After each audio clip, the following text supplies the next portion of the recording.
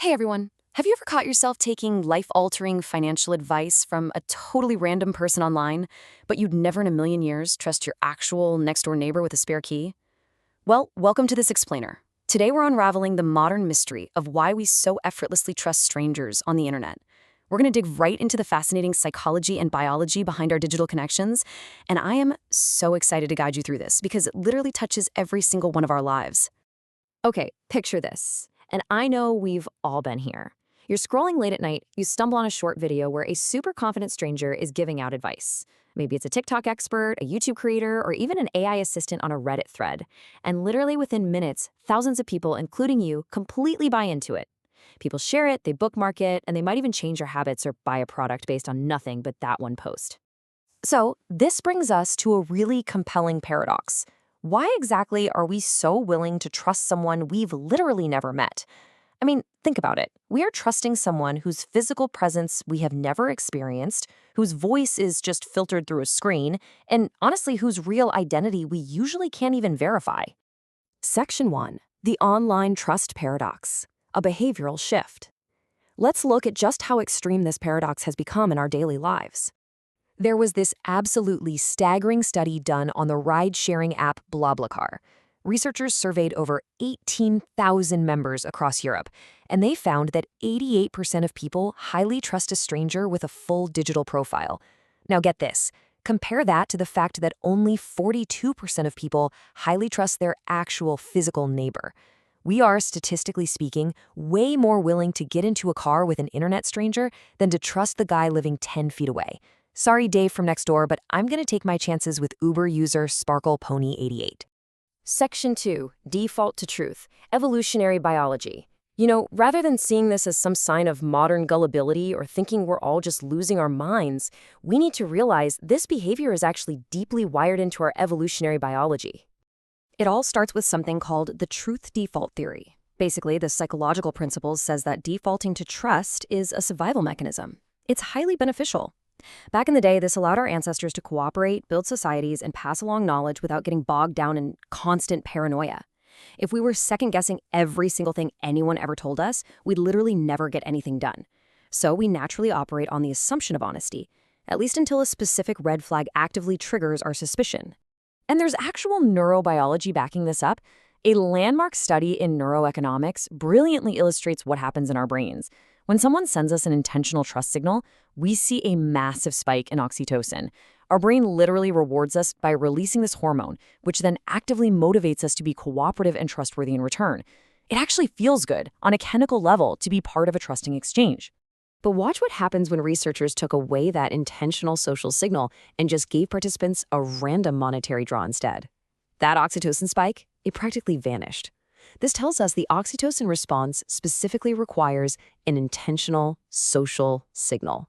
Our brains are literally hardwired to chemically reward us for participating in active, cooperative social networks.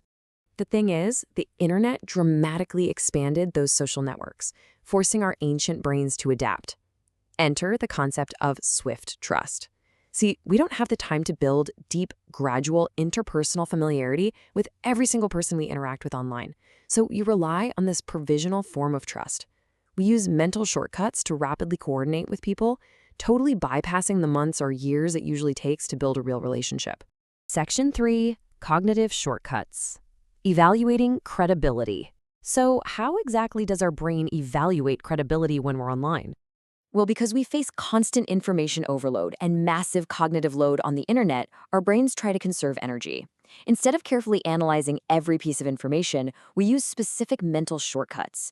We rely on authority bias, like blindly trusting a verified badge. We fall for the halo effect, assuming that a well-lit, professional-looking video means the person is giving sound health or financial advice. We experience processing fluency, where simple, easy-to-digest information just instinctively feels more true. We lean heavily on confirmation bias to just blindly accept whatever we already agree with. And in what psychologists call a cues filtered out environment, where we can't see someone nervously fidgeting off camera, we tend to fill in the blanks with overwhelmingly positive assumptions. All of this is amplified by what researchers call the hyper-personal model. Online, people carefully curate their self-presentation. They're showing us their absolute best, aspirational, ideal selves. But here is the wild paradox. Because this presentation is so carefully curated, we actually feel like we're getting a more authentic, vulnerable version of them than we would in a quick face-to-face chat. We feel like we're seeing their true soul, but really, we're just seeing their final edit. Section 4, Power of Social Proof. Digital validation. This rapid trust formation is put into overdrive when we mix it with the modern phenomenon of digital validation. The real game changer here is algorithmic social proof. Historically, social proof meant looking around your actual physical village to see how people were reacting to someone. Today, we unconsciously calculate a stranger's social value through computational aggregation. We're looking at follower counts, engagement rates, online reviews, and product recommendations as a proxy for actual trustworthiness.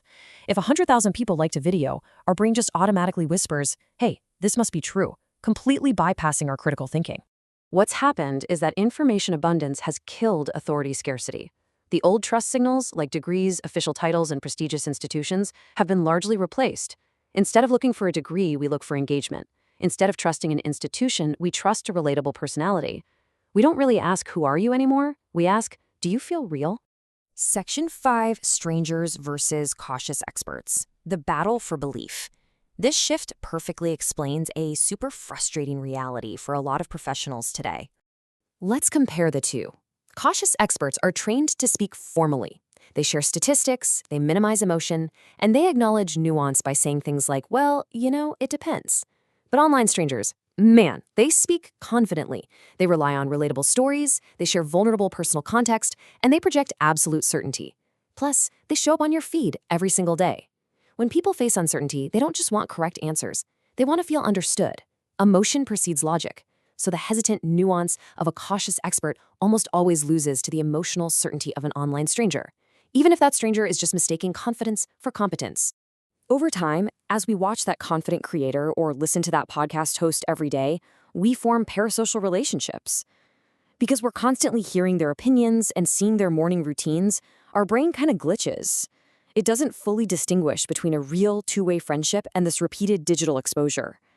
To your nervous system, familiarity feels exactly like credibility. So what happens when you combine that parasocial trust with bad information? Researchers point to 3 specific moderators that lead to the blind acceptance of false claims. First, belief congruence. The information fits what we already believe. Second, social congruence. Our digital community supports it. And third, message repetition. We just see it over and over again. When all 3 of these align, we are almost guaranteed to accept the information as truth, pretty much regardless of the objective facts. Section 6, Navigating Trust. In digital spaces, where does all this leave us? Let's build a framework for interacting with the digital world without losing our minds. Look, the goal of this explainer is absolutely not to make you paranoid or to paint the internet as this incredibly dangerous place full of naive people. That's not it at all. The reality is that our ancient bonding mechanisms aren't broken. They are just adapting to modern technology. Our biological need to trust is a beautiful, essential feature of human society. We just have to learn how to manage it carefully online so we can be thoughtful consumers of information. By simply adopting 3 actionable steps, you can actively interrupt those cognitive shortcuts. First, take a breath. Pause before accepting a claim just because the video looks highly produced or the speaker sounds super confident. Second, step outside the algorithmic bubble. Compare multiple reliable sources instead of just relying on a massive follower count as proof. And third, get comfortable with nuance. Ask better questions rather than running toward the creator who offers you absolute, comfortable black and white certainty. Because at the end of the day, understanding your own psychological mechanics is the ultimate key to navigating our digital world. So I'm going to leave you with this final thought. The question isn't whether you trust people online. We all do. The real question is whether you understand why your brain decided to trust them.